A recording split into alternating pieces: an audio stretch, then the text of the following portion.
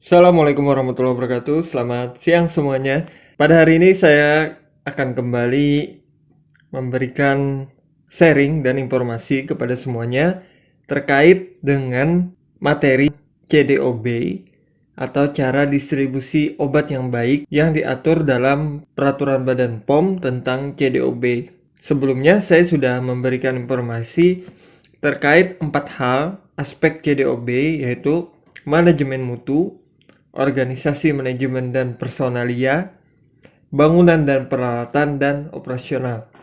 Nah, sehingga bagi teman-teman semua yang pengen mengulang kembali materi tersebut, itu bisa masuk ke link YouTube video sebelumnya. Di sana sudah saya jelaskan terkait 4 hal tersebut. Nah, pada hari ini kita akan melanjutkan materi CDOB, yaitu terkait aspek inspeksi diri, keluhan kembalian diduga palsu dan recall, kemudian transportasi, sarana distribusi berdasarkan kontrak, dan dokumentasi. Nah, jadi hari ini kita akan membahas 5 hal tersebut yang menjadi bagian penting juga di dalam penerapan CDOB, khususnya pada area distributor. Kita masuk pada inspeksi diri. Nah, sekarang apa itu inspeksi diri? Nah, inspeksi diri merupakan suatu evaluasi kesesuaian melalui pengamatan dan penetapan. Jika perlu dengan pengukuran, pengujian, atau perbandingan berdasarkan ISO 9000. Nah, jadi teman-teman semua, yang disebut dengan inspeksi diri ini merupakan hasil pengamatan dan penetapan yang mana bisa dilakukan dengan berbagai cara, termasuk melalui pengukuran, pengujian, dan proses pembandingan. Nah, contohnya di sini adalah kita melakukan inspeksi diri terhadap berbagai macam temuan-temuan yang terjadi di lapangan yang kemudian perlu dilakukan pengamatan dan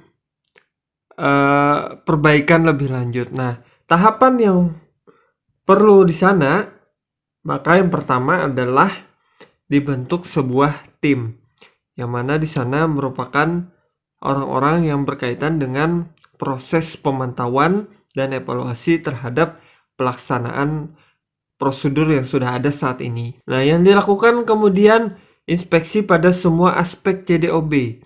Nah, kita tahu tadi ada setidaknya 9 aspek CDOB dari awal, dari manajemen mutu sampai dengan dokumentasi. Nah, kemudian dilakukan secara independen. Berarti adalah dari tim yang khusus dibentuk untuk melakukan inspeksi diri terhadap pelaksanaan CDOB selama ini yang telah dilakukan. Jangka waktu yang ditetapkan sesuai dengan waktu yang seharusnya untuk melaksanakan kegiatan inspeksi diri. Kemudian temuan identifikasi dan dilakukan capa. Nah, jadi nanti temuan-temuan yang dilakukan, yang ditemukan oleh tim tersebut, kemudian dilakukan inventaris temuan yang kemudian nanti dilaporkan, kemudian dibuatlah capa. Nah, capa nanti akan saya bahas di slide berikutnya. Nah, kemudian yang terakhir adalah pelaksanaan terdokumentasi. Nah, ini menjadi bagian yang penting juga. Dokumentasinya nanti adalah berupa temuan-temuan yang dibuat dalam bentuk laporan. Nah, laporan tersebut yang menjadi bahan evaluasi dan tindak lanjut bagi manajemen nantinya untuk perbaikan terhadap permasalahan-permasalahan yang ditemukan di lapangan oleh tim inspeksi diri. Nah, CAPA itu apa? Merupakan corrective action and preventive action. Nah, jadi terdiri dari dua kata ya. Dua kata yaitu corrective action dan preventive action. Yang mana corrective berarti dia tindakan perbaikan. Kalau preventif merupakan tindakan pencegahan. Nah, tindakan pencegahan sendiri merupakan tindakan untuk menghilangkan penyebab ketidaksesuaian yang potensial atau situasi potensial lain yang tidak dikehendaki, bertujuan untuk mencegah terjadinya ketidaksesuaian yang saat ini belum terjadi. Nah, kita lihat perbandingannya dengan tindakan perbaikan. Nah, kalau tindakan perbaikan itu menghilangkan penyebab ketidaksesuaian yang ditemukan atau situasi yang tidak dikehendaki, bertujuan untuk mencegah terulang suatu ketidaksesuaian yang sudah pernah terjadi. Jadi perbedaannya adalah kalau dia pencegahan berarti belum terjadi. Kalau dia perbaikan berarti sudah pernah terjadi. Nah, jadi nanti tinggal dilihat pada aspek mana kurangnya, pada aspek mana kemudian temuan-temuan itu didapatkan. Nah, itu dilaporkan dalam bentuk temuan-temuan yang disebut dengan CAPA, Corrective Action and Preventive Action ini, yang kemudian nanti menjadi bahan evaluasi untuk perbaikan selanjutnya. Nah, kemudian kita masuk ke aspek ke-6, yaitu adalah keluhan obat dan atau bahan obat kembalian diduga palsu dan penarikan kembali atau recall. Nah, apa yang dimaksud materi ini? Yaitu berkaitan dengan penanganan keluhan ya, obat kembalian diduga palsu dan recall. Bagaimana caranya? Untuk penanganan keluhan itu didokumentasi keluhannya apa saja, kemudian dianalisis sebagai bahan perbaikan terkait sistem, peralatan maupun sumber daya manusia. Kemudian untuk obat kembalian yang dicek adalah sesuai dengan yang dipersyaratkan pihak PBF. Itu bukan prinsipal. Jadi kalau prinsipal itu adalah pabrik yang memproduksi produk tersebut ya. Kalau PBF berarti adalah distributornya. Kemudian pemastian tidak memungkinkan masuk obat palsu. Nah, ini merupakan tanggung jawab dari distributor.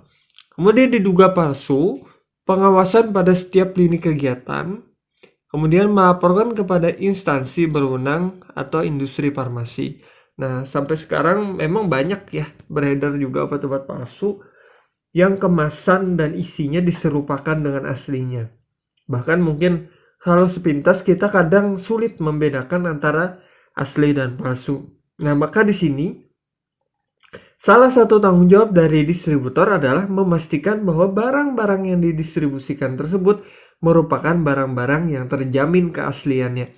Maka distributor harus jeli di sini melihat dan menentukan bagaimana karakteristik barang-barang yang asli dan bagaimana potensi-potensi kemungkinan terjadinya pemalsuan tersebut. Pada kondisi tertentu, kita bisa saja menemukan adanya pemalsuan tersebut setelah barang justru sampai ke outlet. Nah, ini sangat berbahaya sekali.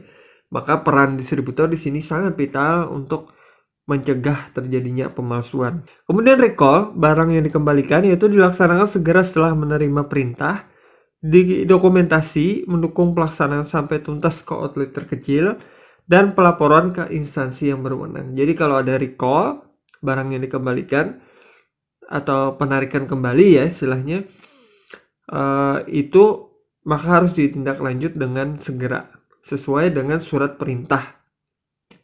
Nah, misalnya penarikan kembali ini banyak ya. Misalnya ada kasus-kasus tertentu yang harus memungkinkan barang tersebut ditarik. Nah, kita tahu, mungkin saya tidak perlu sebut merek, beberapa tahun yang lalu ada barang yang katanya dalam tanda kutip tercemar mungkin ya dengan bahan-bahan berbahaya. Nah, jadi harus di-recall atau ditarik untuk mencegah terjadinya risiko-risiko yang tidak dikehendaki. Nah, penarikan kembali atau recall ini merupakan penarikan sediaan farmasi dan alat kesehatan dari peredaran karena dicabut izin edar dilaksanakan oleh dan menjadi tanggung jawab badan usaha yang memproduksi atau mengedarkan sediaan farmasi dan alat kesehatan. Nah, jadi izin edarnya pun dicabut ya karena kondisi tertentu. Nah, maka juga ini merupakan kewenangan daripada yang memproduksi atau mengedarkan sediaan tersebut. Jadi produsen dan distributornya. Kemudian yang tidak kalah penting adalah transportasi Nah, transportasi sendiri itu harus dipastikan yang pertama adalah dikelola dengan baik, yaitu aman dan bebas dari akses pihak yang tidak sah, identitas produk tidak mudah hilang, dan dokumen pengiriman, tanda tangan, identitas, stempel itu kembali ke distributor. Kemudian kendaraan adalah sesuai persyaratan penyimpanan produk, labelnya jelas, kemudian pengemudi dilatih CDOB. Nah, kita bisa perhatikan di lapangan bagaimana proses pengiriman. Kita bisa bandingkan satu distributor dengan distributor yang lain ya. Ada yang pengirimannya bagus ya melalui ekspedisi yang mungkin dalam tanda kutip dijaga dengan baik suhunya. Ada juga beberapa yang justru pengirimannya tidak mempertimbangkan itu. Nah, itu yang sangat menjadi sorotan ke depannya ya. Terutama yang nanti bekerjanya di outlet ya, di apotik. Itu harus dengan jeli melihat bagaimana proses distribusi obat. Kita tidak menutup kemungkinan untuk memberikan saran masukan kepada distributor-distributor tertentu yang mungkin masih mendistribusikan obat tidak memenuhi standar CDOB tersebut. Nah, maka ini peran penting kita untuk menjamin bahwa obat yang sampai ke apotek itu benar-benar obat yang aman, kemudian obatnya memang terjaga dengan baik, stabil sesuai dengan suhu penyimpanan yang seharusnya. Nah, kemudian transportasi di subkontrakan, yaitu pihak ketiga memahami kondisi penyimpanan. Kontrak mencantumkan tanggung jawab saat terjadi hal yang tidak diinginkan. Nah, jadi ini adalah pihak ketiga yang disebut dengan ekspedisi.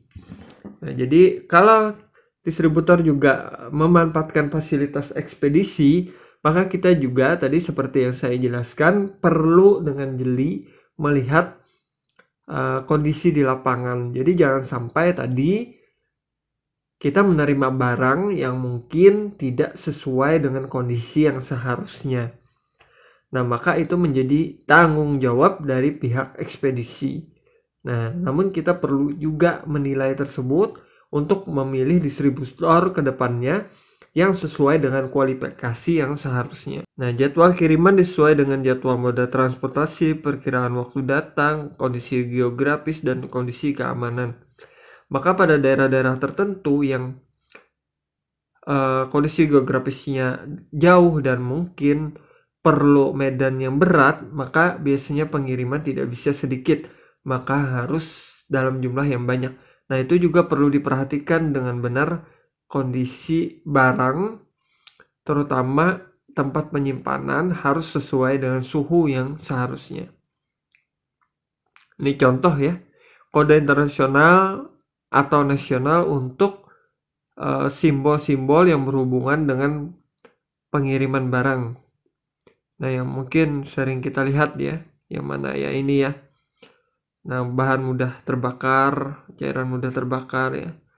Nah, ini ada beberapa contoh yang lain, simbol-simbol yang mungkin tidak familiar, tapi ini cukup baik bagi kita semua untuk mengetahui sehingga kedepannya kita bisa melihat dengan jelas perbedaan masing-masing. Nah, siapa tahu di antara yang mendengar hari ini ada yang bekerja di distributor atau kemudian ada yang mendapat pekerjaan setelah lulus nanti di distributor. Nah, ini cukup penting ya materi ini untuk dipahami. Bahwasanya label-label yang ditampilkan di situ harusnya tidak hanya sebatas mudah terbakar ya, atau mudah didaur ulang seperti yang sering kita lihat di kardus-kardus itu, namun juga harus melihat mungkin jenis-jenis peringatan-peringatan lainnya yang kadang tidak umum bagi kita semua. Nah, transportasi juga diatur ya di PP 7298. Oke, saya lanjut. Sarana distribusi berdasarkan kontrak. Cakupan kontrak adalah penanganan kehilangan atau kerusakan selama pengiriman dalam kondisi tidak terduga atau force majeure.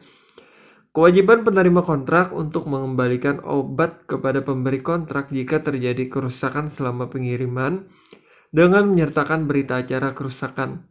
Kehilangan selama pengiriman oleh penerima kontrak wajib melaporkan kepada pihak kepolisian dan pemberi kontrak. Pemberi kontrak berhak melakukan audit terhadap penerima kontrak setiap saat. Nah, jadi ini hubungannya antara distributor dengan pihak ketiga sebagai pengirim barang atau ekspedisi tadi. Nah, ini adalah cakupan kontrak yang menjadi rambu-rambu atau peringatan masing-masing baik pihak pertama maupun pihak kedua. Sehingga jika ada kesalahan, jika ada hal-hal yang tidak dikehendaki, katakanlah kehilangan akibat pencurian, katakanlah kerusakan akibat musibah dan sebagainya, itu bisa diselesaikan dengan segera antara pihak ke satu dan pihak kedua. Nah, yang terakhir adalah dokumentasi. Ini menjadi bagian yang sangat penting dalam hal CDOB, yang mana setiap kegiatan dari aspek awal sampai aspek ke-8 ya, semuanya harus terdokumentasi dengan baik. Dari manajemen mutu sampai tadi adalah transportasi, sampai biasanya dokumentasi juga terkait dengan hal-hal yang sangat kecil dan detail, misalnya suhu penyimpanan dan sebagainya. Itu menjadi bagian penilaian dari penerapan CDOB. Maka yang disebut dokumentasi di sini adalah prosedur tertulis terkait operasional pengadaan penyaluran, surat pesanan, faktur, kartu stok ya, kontrak, catatan kegiatan, inspeksi diri, recall yang dilakukan secara berkesinambungan, kemudian data obat dan sebagainya disimpan biasanya adalah selama 3 tahun dan mudah ditelusuri setiap saat. Nah, ini untuk kepentingan CAPA juga bisa dilakukan ya. Terdokumentasi dengan baik, maka sangat mudah dalam hal pemeriksaan ke depannya. Nah, jadi dokumentasi ini sangat penting menjadi bukti tertulis pelaksanaan CDOB yang ada di distributor obat. Nah, jadi setiap kegiatan itu sebaiknya memang tertulis dan terbukti. Bila perlu ada dokumentasi, foto dan sebagainya yang bisa menggambarkan pelaksanaan kegiatan, termasuk perbaikan-perbaikan yang sudah dilakukan setelah dilakukan inspeksi diri. Nah, itu juga menjadi hal yang penting. Perbaikan berkesinambungan yang telah dilakukan oleh distributor farmasi atau pedagang besar farmasi. Oke, teman-teman semua, mungkin itu yang bisa saya sampaikan untuk kesempatan kali ini. Mudahan apa yang saya sharingkan hari ini dapat memberikan informasi yang bermanfaat bagi semuanya. Kemudian jika ada pertanyaan, silahkan tanya langsung dengan mengontak saya, atau bisa langsung bertanya melalui kolom komentar yang ada di bawah video kali ini. Terima kasih, saya tutup dulu. Wassalamualaikum warahmatullahi wabarakatuh.